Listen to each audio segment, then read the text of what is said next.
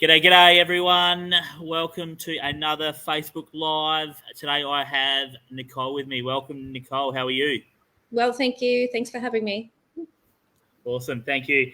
So Nichole is from Melbourne. So people from Melbourne. Don't think I've had anyone on yet that's from there. So Nichole's done 11 renovations. She's flipped 5 properties in Melbourne. She's done an Airbnb in Melbourne. She has done 2 renovations on her PPR, and she's also done 3 renovation projects for others. And she is currently working. So they're all in Melbourne, those. And then she's got a current project on the go, which is a joint venture in New South Wales. Yep, that's it. I think I've lost track a little bit. Awesome. Before we start, though, give us a fun fact. Tell me something that's a fun fact about Nichole. Well, as I said, I'll keep it wholesome. My previous life, I was a senior event manager at Crown Melbourne, and I ran the TV Week Logies for about 4 years with Channel 9. That was a really, really great experience, and probably the only thing I do miss about being in that role and that time of my life. I was there for 14 years, and that's the only thing I do miss about that. So. Awesome. And so were you doing that right up until you... So you're full-time property now, are you? Or you've got another day job? No, so I left Crown Melbourne almost to the day 9 years ago and went into real estate. So I'm in real estate sales. October last year, I dropped to 4 days a week and backed off to more of an administration role for my team. So I have 3 days, so Friday, Saturday, Sundays. I don't have to do open homes anymore. It's amazing. So I'm working on my project up at Huntley in Bendigo, and my parents are also in the middle of relocating to Bendigo, so that'll give me more time to be with my mum and spend more time with them and, focus more on my business rather than someone else's business. Beautiful. All right, awesome.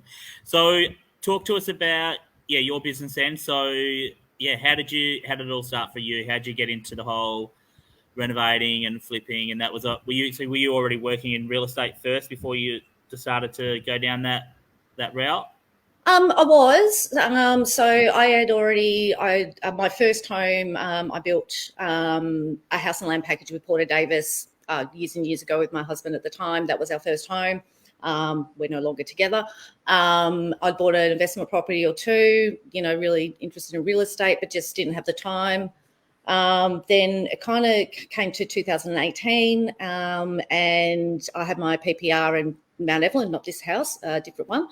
And I was really struggling to keep up with the mortgage repayments and the maintenance of the property. I think it was nearly 3/4 of an acre, typical Mount Evelyn, side of a hill. I even got a goat to try and keep the grass down, and she ate the trampoline before she ate the grass.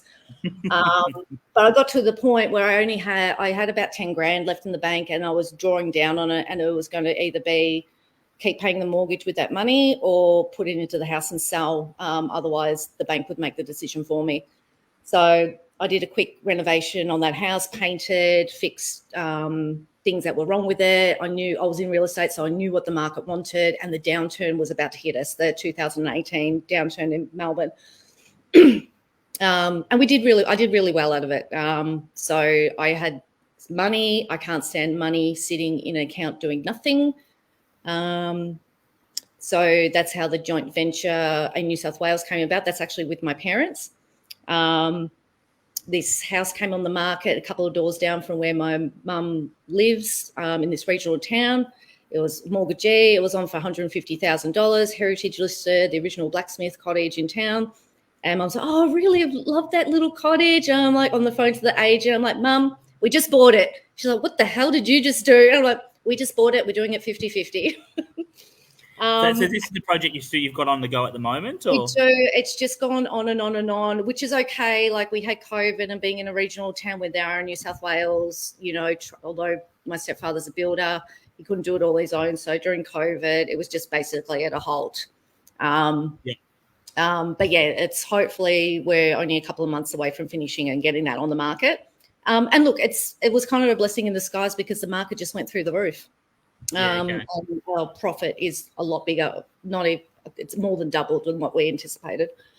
But then the other thing that came across my way was, the property community that we were both involved with, and joining that, I, got to meet some really great people, and then I just went ahead and started flipping property. Yeah, okay. So you had that property secured and sort of, on the go, but you sort of didn't finish that one. And you went on, and since then you've done 11 other projects in Melbourne, Yeah. but that one's still being in the background. Is that what you're saying? Yeah, sitting there in the background. But yeah, it's all finished on the inside. We've got a couple of things that we're going to finish with the DA in line with the heritage. My parents are actually now living in there, so it'll drive my mother mad. It'll be the quickest finish you'll ever see, because she'll just like, get me the fuck out of here. So yeah, it shouldn't be too long till it's finished. But it's been a labour of love for all of us. It's gorgeous. Awesome. Okay, cool. So tell me about, what year was it that you did your first renovation in Melbourne? So that was 2019. I moved out of my home. I sold it. I went to a rental, and this property in Mount Evelyn. Mount Evelyn's my core area in the Yarra Valley. That's where I live. And the price was outrageous, as in low. Like, something's wrong here. I went to see it. As soon as I saw it come on, I went to see it. I put an offer in immediately. I got it, and that was my first one. Needed, like, it was split in the middle. It needed restumping. I got left the owners. It was 25 cubic meters of his stuff I got the privilege to remove. And, I was really naive back then. I think like a lot of us first timers just want to get in and just do it. So, you just turn a blind eye. You just go, yeah, don't worry, that doesn't matter. $5,000 later, it mattered. So what was that? What was that property? Was that a flip, or was that one of the PPRs? What was that one? No, so that was a flip. So that was Irvine Street. I did that. I think I did that in about 20. I did track it all on Facebook. I think I did it in about 28 days. A month, yeah, cool. Yeah, about a month. And we went really hard. That was. Yeah, it had to be restumped. It had to be rewired. It was a 3-1. I took it to a 3-2. Lots of landscaping, tree removal. Just made it really pretty. First home buyer market. I bought it for $480, and I sold it for $680, I think, and I spent about $70,000 on it. Cool. So it sounds like there would have been about $100,000 profit in, or something like that? Yeah, about that. And then once, obviously, interest to the bank and interest to my money partners. I can't even remember what it ended up being, but it ended up being, it was basically my annual salary in a month. Okay, awesome. So 2019, first flip in Melbourne, and you've made basically your salary from your first flip. Yeah. Okay, so that's obviously given you, I'm guessing, the hunger or the appetite to go again. So obviously that was what's that? Yeah, do it again.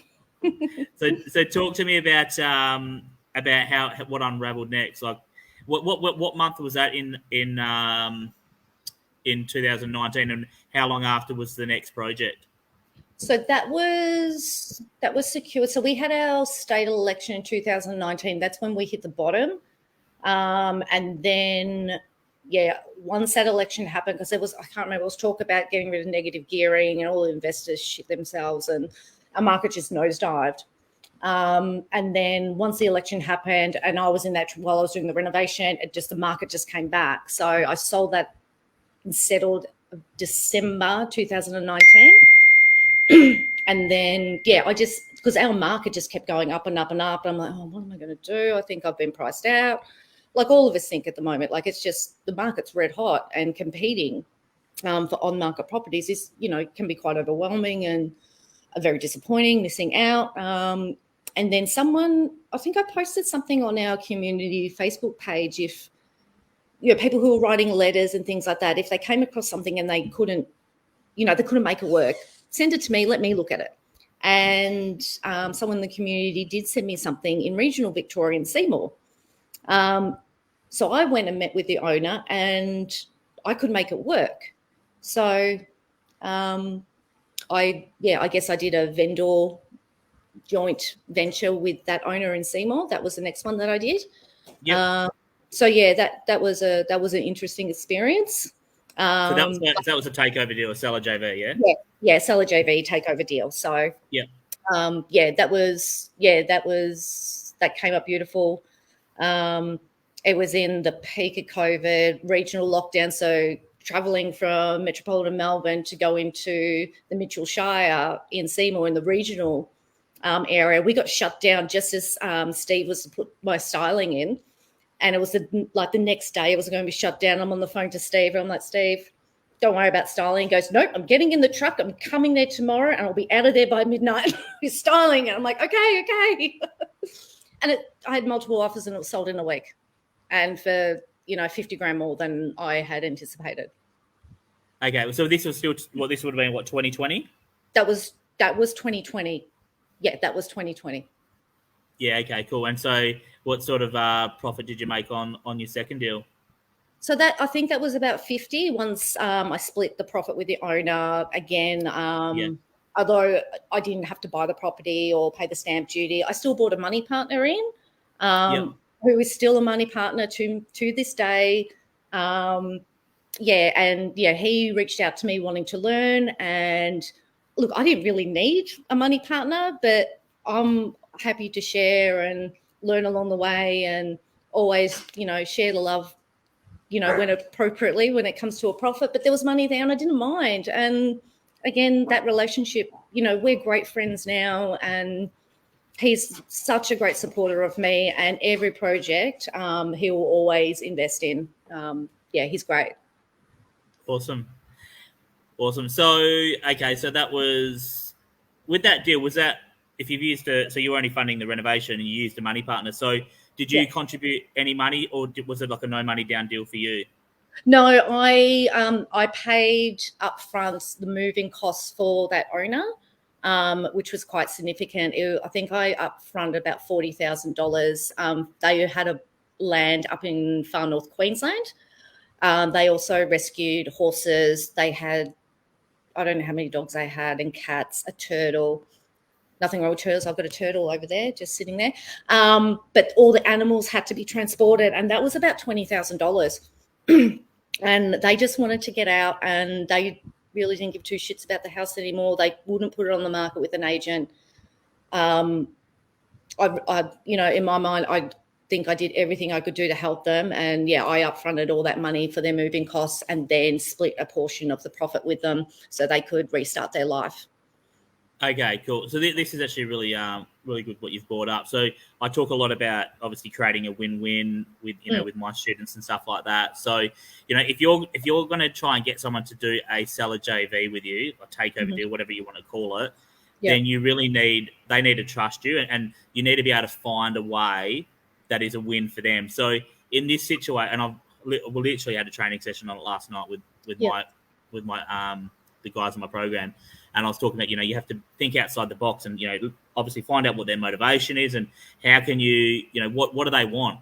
So in this situation, you help them relocate, spend 40K to release essentially 40K so that they could relocate, in order to secure the deal. Is that right? Yeah, absolutely. Like when I went to meet, no one's going to know who he is. His name was Craig. I went and met with Craig and his partner, Nat, and we sat down and had a chat. And, you got to listen. You got to listen to the in-between things. Listen to the things that aren't actually being said. And, I said to him, what was your time frame? I'm happy to come back in 3 months and get started. And he goes, no, 2 weeks. I'm like, okay, 2 weeks. I'm like, okay, so he goes, oh no, we've got the everything booked, the horses booked, blah, blah, blah, but we don't have the money to pay for it. Everyone's ready to go and we just want to get out of here, but we just don't have the money. So I'm just like, all right, Craig, let me go away. Let me see what I can do to help you. And I put together, I guess, a proposal to, this is how I can help you. I can help you move. I can do this.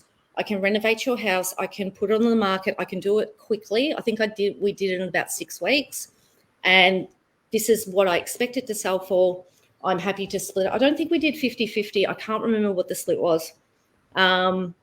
but I would obviously upon the sale, you'd get this much money, I'd get this much money. And he's like, that's perfect. That's exactly what we need right now. We just need to get out of here.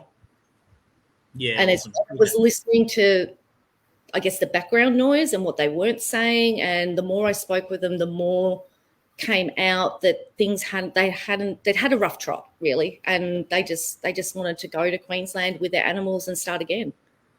Yeah, cool. I mean, what you're saying here, this is, something that it's so common as well.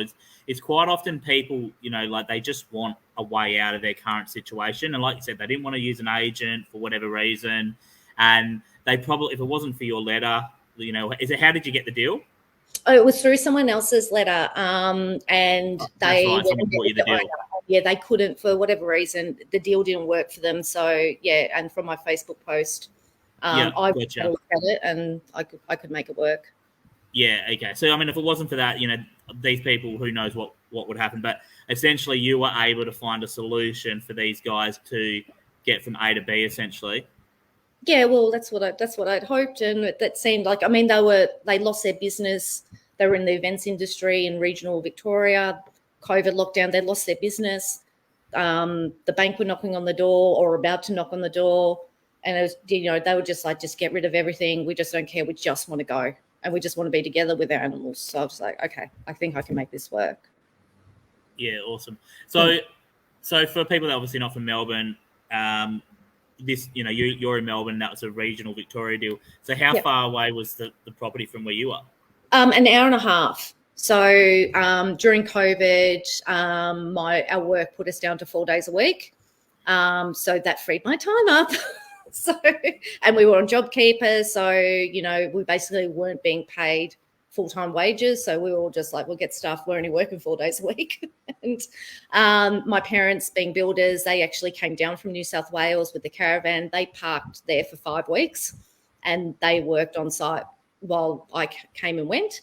So yeah, my stepdad and my mum painted, and my stepdad did all the, building works, or what. It wasn't a lot to do, but tiling, plastering, did all that while I was back in Melbourne. I'd come up every week and keep working on it. And yeah, I think we did in 5 or 6 weeks.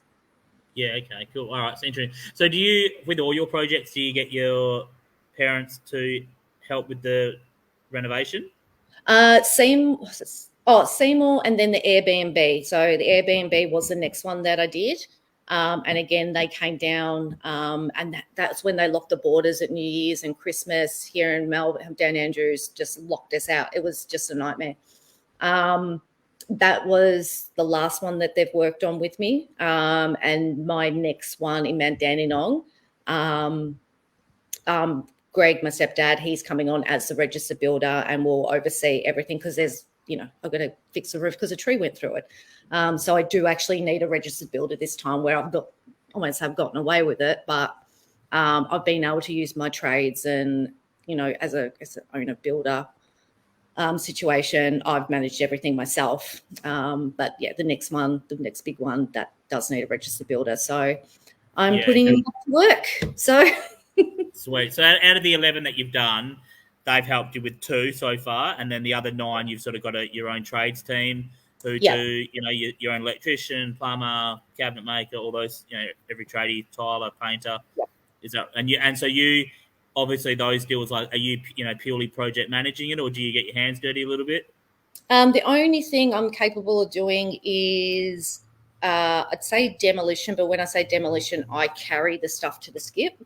I don't have power tools. I don't have stable hands. I'm too worried if I touch a power tool, they'll chop my hands off. And the only other thing I design, project manage, and the only other thing I do is paint. And I was really rubbish at it. I'm not that good at it still, but I'm a lot better than what I was. And it's just, I remember Jules saying that they still paint. It's just one of those things I can't justify paying someone to do. And you should know that painters will charge you a fortune, an absolute fortune. And I just can't justify paying someone to pick up a paintbrush or a roller and roll a wall. I can do it myself. Fair enough. They're really the only things that I do when it comes to getting my hands dirty. I've got paint all over my nails and stuff from the weekend, but yeah. What would you say to someone who, hasn't, or they haven't jumped into this sort of spaceship, but they're thinking about it. But what would you say to someone like, I've got no experience renovating. I wouldn't know what to do. How am I going to project manage a renovation? What would be your advice? I would probably highly recommend doing some sort of course, not an ad. I did do the Three Birds renovation course online. I found that really helpful. I did as I was about to go into Irvine Street, my first one. I'm like, oh, okay, I need something. So I did, and that was really helpful. The other, and I've been speaking with a few people as well over the last few weeks, maybe start as a money partner and go along for the journey and just observe. That's another option as well. Or you just do what I did, just jump in and wing it and hope for the best. Okay, I just got a few questions here. I'm just going to cover before they get ahead of us, or too many. Were you still working full time when you did your first one? So you were, and you've only. When did you go down? After how many projects did you sort of reduce your hours at work? Oh, only October last year. Oh, okay, so only recently. Yeah, so I've been working full time the whole time. Yeah, and doing the projects. Okay, awesome. Okay, Michael, have most of your deals been on or off market? How have you sourced them? Yeah, on market. On market? Yeah, on market. Majority of my deals have been here in Mount Evelyn. So, look, this is my core area. The Yarra Valley is my core area. I know what property's worth. I know what they'll sell for done up. I know what the market is looking for. So, when I see something like Irvine Street that was so cheap, and of course it needed to be restumped. Who wants to buy a house that needs to be restumped? Or the last one that I did in Falkingham Road, that mould, like flat roof, typical what we call a Leighton Clark home. That was Leighton Clark built half the houses here in Mount Evelyn in the 70s and 80s. My parents built one. You know it when you walk in. It's a typical 3-bed, 1-bath, L-shaped dining with a flat roof. You just got to, it's about being, the area expert and knowing your numbers. Awesome. We're getting a few questions here, so I'm just going to quickly go through them. From Shan, one of my students as well. What level of reno requires a registered builder? Really, when you're doing structural stuff. The rules are different in every state. And look, it's been pretty loosey-goosey here in Victoria up until recently. So any renovation now, regardless, if you go by the letter of law, you need to own a builder certificate. Doesn't matter if you just replace a kitchen and it costs you $5,000, and you go to sell it, the conveyance is like, where's your owner builder certificate? Is that really the case in Melbourne? It is, yeah, it is. And I fought it up until Falkingham, which one I did last year. I fought it. So I did end up getting the owner builder certificate, but I refused to get the insurance. So anything, if your works of over $16,000, you then are supposed to get, and please, this is not advice, so I'm telling you to do the wrong thing. This is just me personally. Owner builder warranty insurance. And my argument to my conveyancer here in Melbourne goes, well, okay, I bought all the materials. That's fine. That came to this amount, but I've used a registered plumber. I've used a registered electrician. The restumping was permitted and registered. I'm not responsible personally for their work. And that's been my justification. But again, please, this is not advice at all. Yeah, 100%. Look into your own state. Every state is definitely different. Yeah, the major structural stuff, you license, electrical, plumbing license, absolute must. Yeah, no, definitely agree with that. Chris, have you ever renovated a really old house? So how old are the houses that you typically renovating? I'm guessing they're old, yeah? I'm sitting in one right now. So this is where I live now. This is my PPR at the moment, which is on my list of renovations. That's my second PPR renovation. I have done some of it. This house is 100 years old. In the back corner over here, that's shopped about 45 mil. It needs to be fully restumped. Look, it doesn't bother me. The joint venture in New South Wales, that's circa 1890.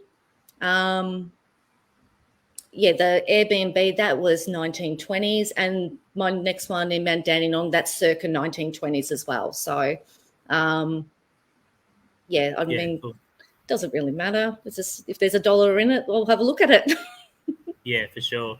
What's the like? Obviously, those houses are 100 years old. What's the construction makeup? Normally Like, are they weatherboard. Yeah, no, weatherboard?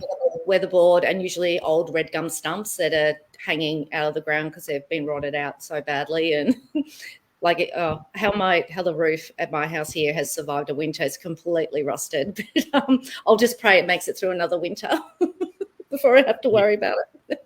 So, are most of the houses in that area the same, or has there been a lot of new builds in there, or is it predominantly a lot of older homes? No, there's no land here.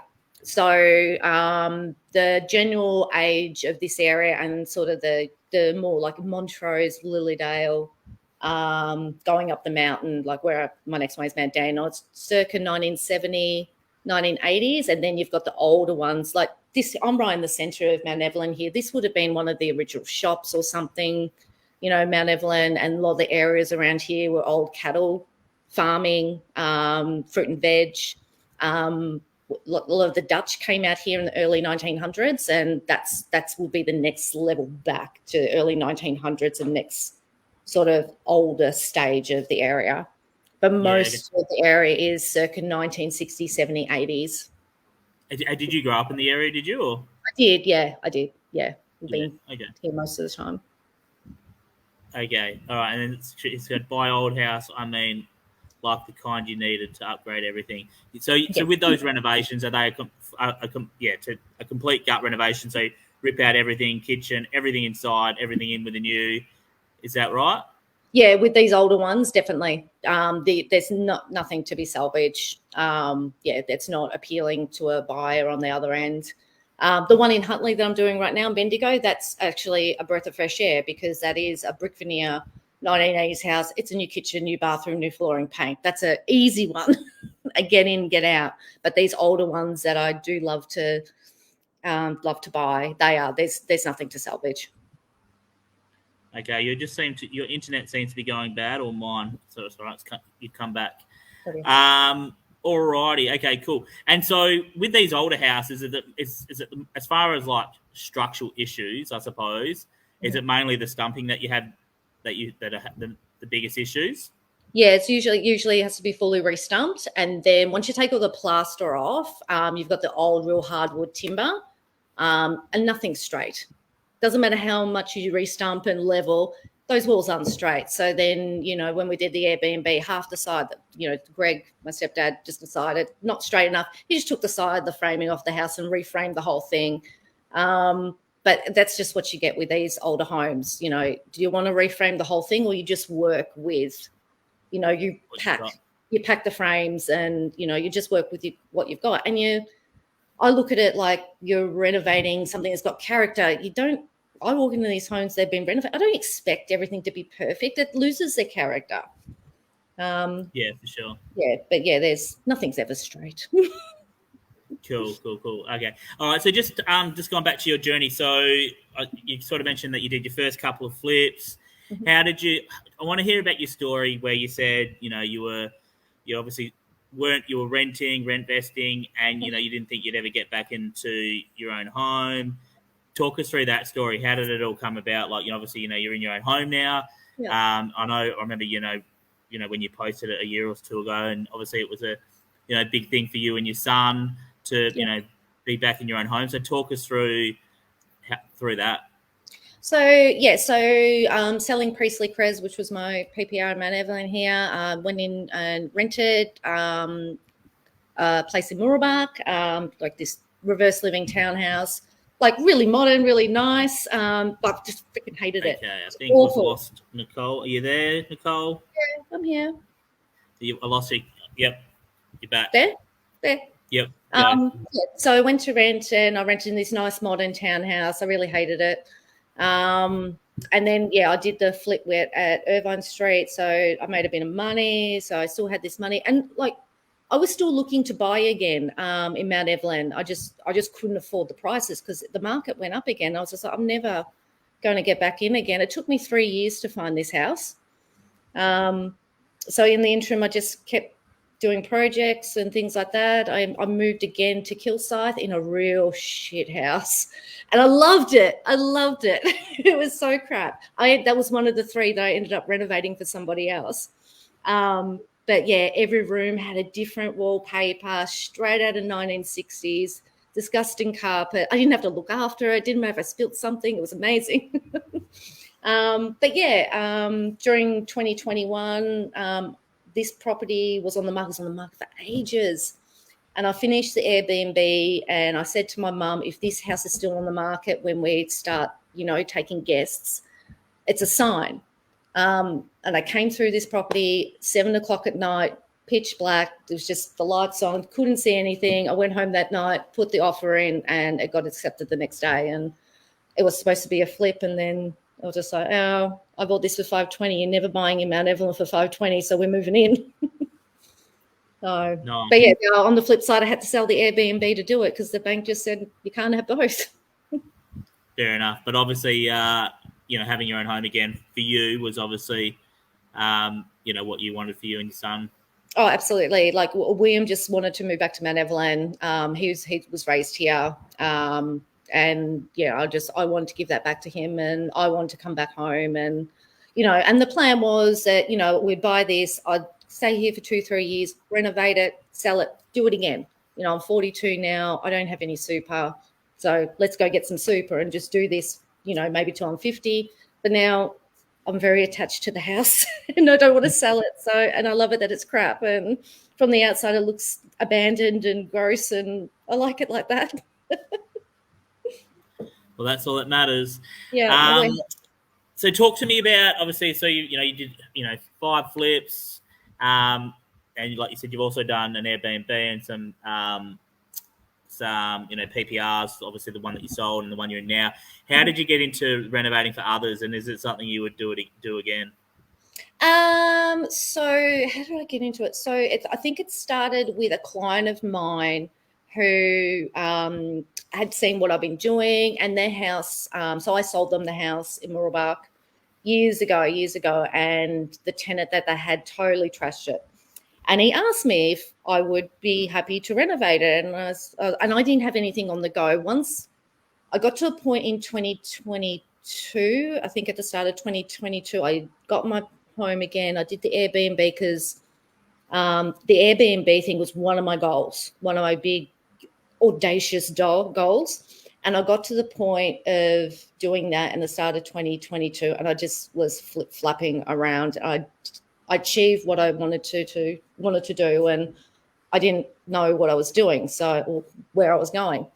So I started on that journey, and I agreed to do it, and that was really great. I had a lot of design control, and then where I was renting in Kilsyth, I was moving out into here, and he couldn't rent it the way that it was, because only someone like me would live in a shithole like that.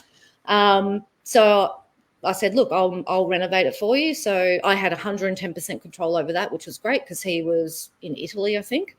And then associate of mine, which a property that I helped him buy, unrentable. So we helped renovate that as well, and got it rentable. And all 3 of them have come up beautiful.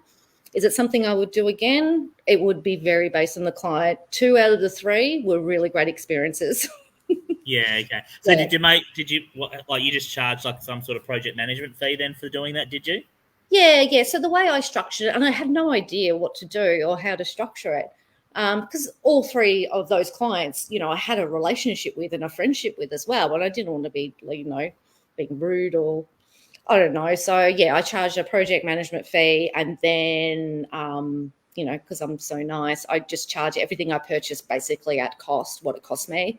And then I did charge a percent. It was a project management fee on top of all the trades I manage, and then I charge for my own labor as well. Okay. Yeah. I mean, for someone that's wondering, like, what would be a project management fee? I think I charge 15%. Yeah, 15%. And I don't even know if that's market rates or value or anything like that. I know there are a few people out in the community that are doing renovations for clients. So they're probably going, oh my God, that was so cheap.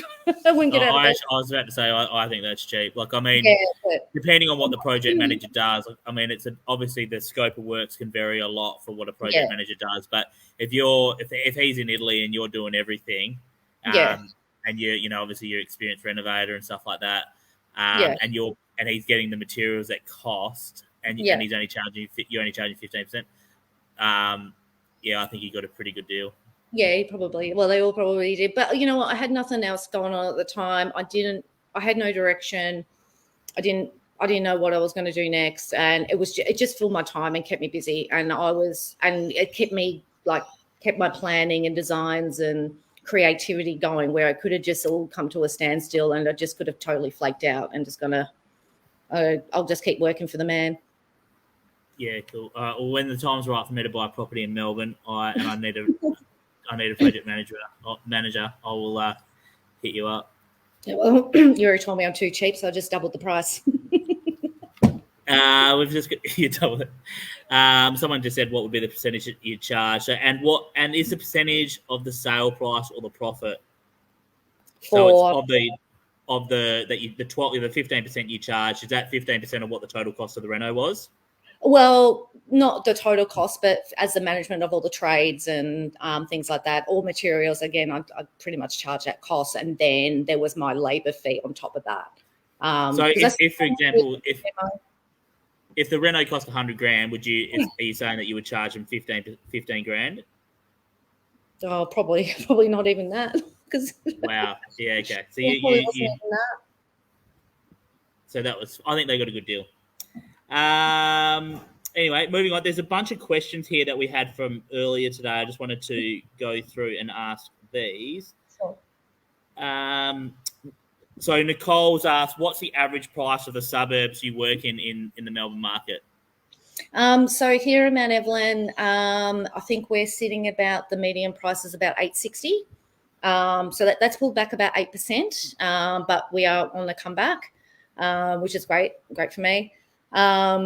But sort of across the board out here in the Yarra Valley, 8 to 9% is what we've dropped. But again, for Mount Evelyn, the normal houses here on 860 square meters, 3-bed, 1-bath, very basic property. So to be sitting at 860 as a median price I think is pretty healthy. Cool. Karen has said, I reckon 15% is fair. My builder is cost plus 15%. So there you go. Debbie, what are the main things you look for in purchasing a house to flip?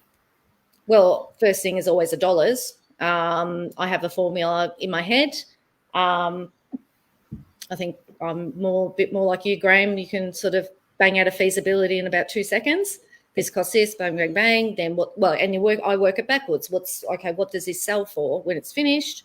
What's it going to cost? Blah, blah, blah. This is how much I'm willing to pay for it. So that's first and foremost the dollars. I'm not afraid of restumping. I'm not scared of asbestos. I'm not scared of moving walls, mold, anything. It doesn't scare me. As long as the dollars add up, that's really all that matters, and I will look at it. That's all it is. Okay, awesome. Just on the feasibility stuff, like, how did you get really good at feasibilities? Well, I remember being asked Karen this on one of our mentoring weekends, and I was painting and she yelled out to me, Nichole, how do you do your feasibility? And I'm like, I remember the first one I just guessed. So from the guessing, I then, I do have a really good team of trades, so I can get a really good idea of what they're going to charge me, what's a switchboard upgrade going to cost. Rewiring a whole house, I know what that costs. I know what restumping a 3-bed, 1-bath costs. I know that if there's subfloor access, my plumbing's cheaper because we don't, it's easy for them to get in, and we've got, ceiling space for them to get into. I know what my appliances cost. So I've got a great contact at the Good Guys. She always does me a great deal. So I know what my appliances cost. It's when it comes to the unforeseen things that you didn't take into consideration. You go, oh shit, I didn't think about that. But if I always make sure, I don't go buy a property and go, oh, there's 50 grand in it, and then you've got 20 grand of unforeseen circumstances. That's I don't do that. There's always enough room to move. The Huntley project is a perfect example. I will do a video over the weekend when I'm there for an update, but I'm naughty and I don't get building and pest inspections. But the roof looked in good condition to me. No, it needed to be repointed and resprayed, and so that's $6,000 I didn't take into consideration. But, do you have a contingency for any of that stuff? Yeah, there's an element of contingency, but it's just $6,000. That's $6,000 is $6,000. It's not $6, and that's $6,000 I didn't take into consideration. But thankfully, there is that contingency, and there is enough room in the project to be absorb an unexpected cost like that. Yeah, but yeah, okay. The last fees I did was on the back of an envelope. What's the normal contingency that you allow? Probably about between 5 to 10, depending on the project. So something like Huntley, where it's cosmetic, nothing structural, I'll allow $5,000. Something like Mount Dandenong, I think I've left for about $10,000 in there. But I've really tried to drill down as I have actually done a feasibility in a spreadsheet for that one. But just given how big the project is, and I've got the builder and building contracts, you have to be responsible and get your numbers right, or as best as you can. Yeah. Yeah, cool. Are all your renovations in the same area where you live then? Are they all close by? They are, except for the regional ones. So obviously Seymour's an hour and a half, Bendigo's 2.5 hours away. But yeah. So they're all like within like sort of 10, 15 minutes of each other? Are they all sort of the same demographic, same sort of buyer, all that sort of stuff? Yeah. Always here. It's always renovating to the first home buyer. Okay. Yeah. I mean, first home buyers now, I think, what can they spend? Nearly $900,000 and still get grants. Which is great. But it's always, the way I finish it is I use caboodle kitchens. I've never used anything else. Even the Airbnb, I used a secondhand kitchen and painted it. It looked amazing. But I don't get fancy kitchens. I don't get fancy appliances. So it's going to say that. So it's the same spec in all of them? Pretty much, nothing, it's pretty much, is it a cookie cutter? Renovation for that price point that I'm going for the first home buyers.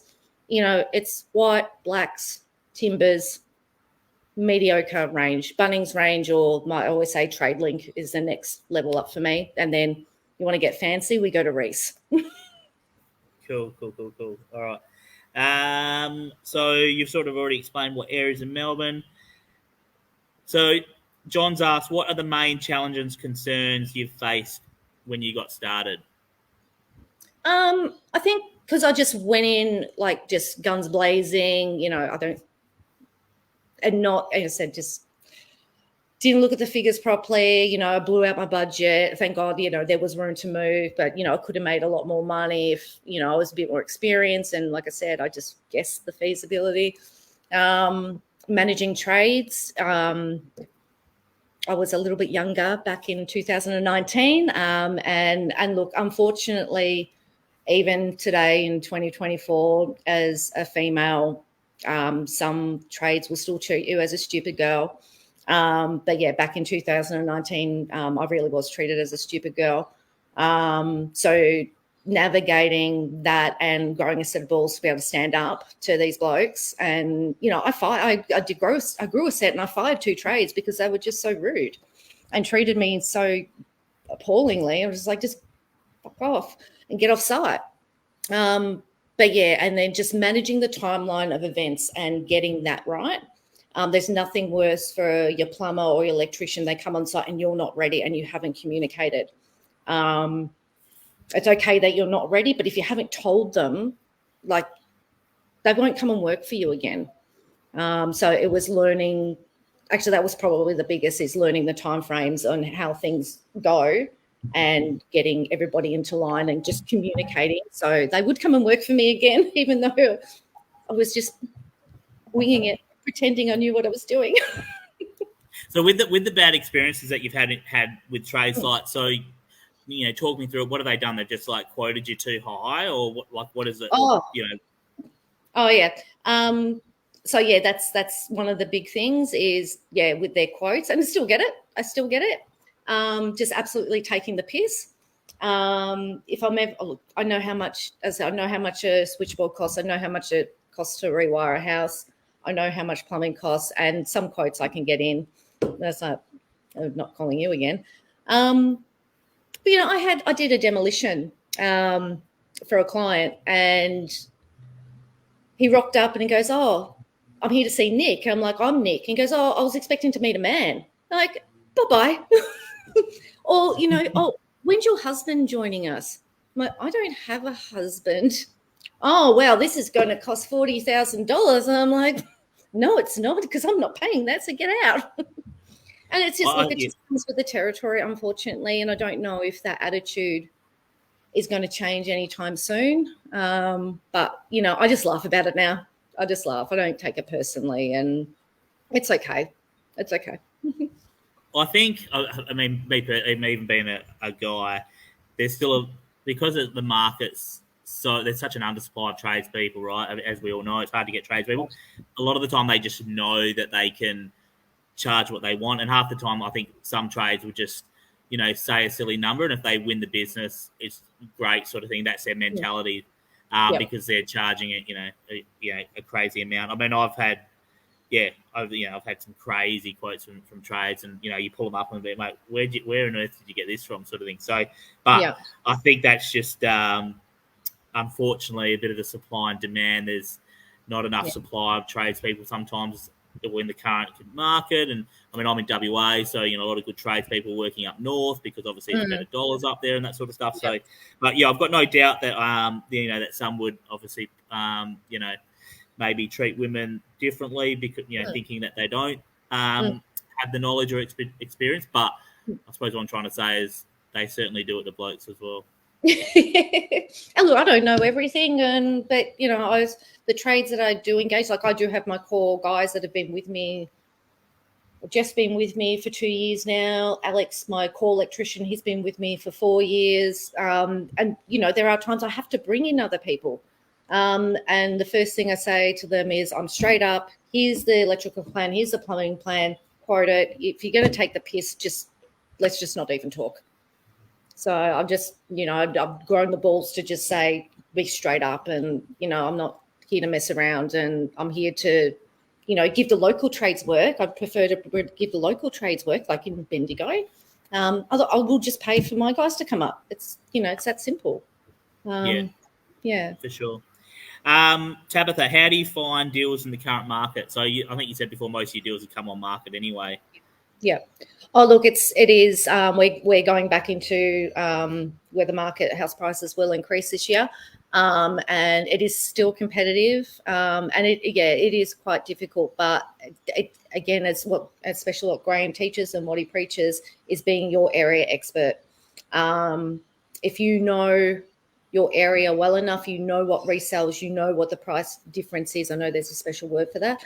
And you see something come on the market, or an agent brings you something, and you know that price is under market value. Of course, there's going to be a reason why it needs to be restumped, or it's an unfortunate divorce or something like that. But if you know your area, you can buy well in any market. Yeah. Cool. All right, and so you've just finished a project, haven't you? I just finished, not just finished, the end of last year we did the Falkingham Road in Mount Evelyn. And then, I'm halfway through on the back end of Huntley. So hopefully that'll be about 4 weeks away before it goes on the market. And then we'll go into Mount Dandenong, which is, that's a big one. Okay, cool. So you've got one that you're currently on the go at the moment, is that what you're saying? Yeah. Is that the one that you showed the video online yesterday or the day before? No, it was a little, maybe a couple of weeks ago that I posted. I swear I saw one, unless it was obviously. It might have just popped back up again. Yeah, okay. So that was a couple of weeks ago. Yeah. So that's that one at the moment. It's completely different now, and I keep meaning to do another video, and then I don't know, I get distracted with something else. So I'm up there by myself this weekend, so I will do an update, because now all that brickwork's been plastered. It looks completely different. It's hopefully by the end of February. One more question on the obviously you mentioned that you need the owner builder thing. So how does that work in Melbourne then?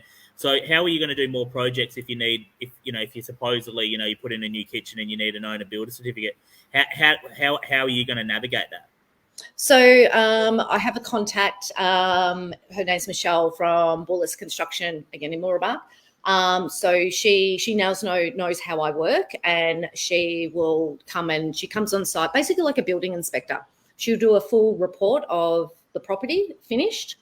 She can't come unless it's 110% finished, otherwise she'll mark it as incomplete. Yep. And it's basically a full building report, and that's the owner builder certificate. Everything's been done compliant. I give her the electrical certificates, I give her the plumbing certificates. I take photos. So I do my own waterproofing. People can argue you need it certified. That's bullshit. I take photos of primed, first coat, second coat. I give it to Michelle. She signs it off. Yes, that's compliant. And photos along the way, like we frame something up, take photos of it. This is the type of timber that we use. If I have to insulate, this is the insulation that I use. Just as I guess as any builder would for a quantity surveyor. And that and then I'm going to pay $1,000 for the report. Okay. All right. So essentially, it's just an extra stepping stone of making sure that that people who if you're renovating in Melbourne, making sure that you're delivering a quality project essentially, and that it meets all the standards. Okay, so I mean that's not the end of the world sort of thing. I mean, and $1,000 is it's no different having to pay for a loan agreement to get drawn up. It's no different to paying for staging. It's just a cost of doing business, really.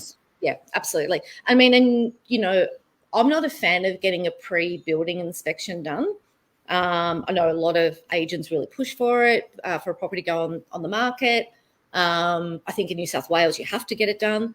But at the end of the day, if I was a buyer, which I am, and I get given a building report that the owner did, and we go, I'll get my own done, thanks. To me, it's a conflict of interest. Yeah. So, getting your building report is, between $600 or $700, $800. So one more question here in the Facebook group. What are your thoughts on virtual staging? No. No? It's a hard no. And what's your reasons for that? I agree, but what's your reasons for that? Look, I've done it once, and that was for a 1-bedroom apartment that I had in my self-managed super fund, and we just wanted to flog it off. So, and I didn't want to spend a cent on it. I didn't want to lose any more money on it than I already had. So we did do virtual staging. We sold it in a week, so that was fine. But that's a different market when you're creating a home for a family. It's real staging. It's creating that feeling and the product that you're trying to sell, and you're selling a lifestyle as well. And for a buyer to see the photos online, I mean, they can tell it's virtual staging anyway. And then to walk in and it's empty and it's cold and it's echoey. We always say you get one chance to sell a house. You get one chance. Don't skimp on $3,000 for that one chance. Could not agree more with what you just said then. Yeah, and if you're in Melbourne, not an ad, Staged Homes, Steve. What's that? Is this a staging company? Yeah, Staged Homes. But as I said, not an ad, and I'm not anything, no conflict of interest, but Staged Homes, it's Steve. It's who I always use, and they do a beautiful job. Awesome. Okay, cool. And obviously you come from, the real estate industry anyway. So, if you obviously see with people who obviously, sell their houses through you guys that, you achieve a better result from staging the property. 110%. 110%. I mean, it's really non-negotiable for our listings. If there's a financial reason a client can't put the money forward, we will find a solution. Either we will front the cost for them, or we'll come to some arrangement. But it's non-negotiable. It has to be staged. Has to be. Yeah. I mean, unless it's like derelict and, we don't want the nice furniture getting dirty because of the mold. But, your normal family homes, it has to be. Yep. Yeah. 100%. People can, when they walk into a house that's been staged, they can see that they can see how they could see themselves living in the property. And when it's empty, they're like, oh, how would, that room looks small. I can't imagine how, where's the bed going to go? I can't imagine, how, is it too, sometimes the rooms look a lot smaller if there's no, it hasn't been staged. And when staging companies furniture a house or, rooms, they use the correct sized furniture, so it doesn't look cluttered and stuff like that. They use color where they need to in the right spots, and it just makes it look like a display home. There's a reason why every builder in Australia that has a display home has it furnished. Exactly. And like my color palette is very neutral, and I use the staging and the styling in conjunction with Steve to just give that pop. I'm not a good painter. So, doing a green feature wall, could you imagine me cutting it in? There'll be green all over the cornices. We use the green in the styling. So I just, paint the walls all the same color, paint the ceiling the same color, same gray carpet. And we use the color in the styling to just give it that pop. Awesome.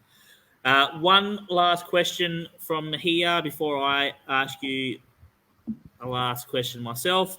Sure. I'm not sure what DBU means, but anything that needs something structural done. But if you're doing kitchen, bathroom, and or laundry, can you use a DBL? What is a DBU or a DBL? Can you please elaborate on that, Jessie? Jessie, what's it? I'm going to ask you my question. Domestic builder's license? DBL, domestic builder's license. Maybe. I don't know. I'm going to go domestic builder's license. Yes, you can.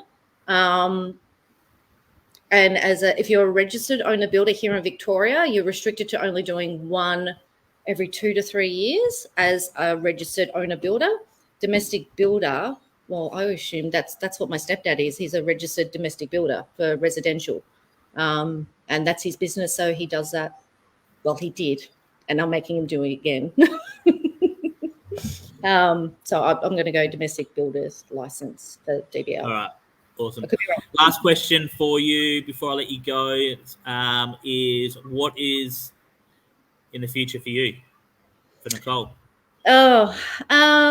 So my next project will be here. I have done some work to it. But ideally by the end of the year, I want to get this place renovated. So I can have it revalued and I can draw a line of credit against it. So I've got access to funds as I need it. I'm wanting to get to a point where I can get off being painting and doing demo stuff. But look, it's just going to be a process. I've got a lot of things I want to do. I want to pay my mortgage down, and if it means I've got to do another half a dozen renovations to get there, then that's what I'll do. But ideally, I would love to just be in a position to be a money partner and be able to invest into the community and sit back and go on holidays.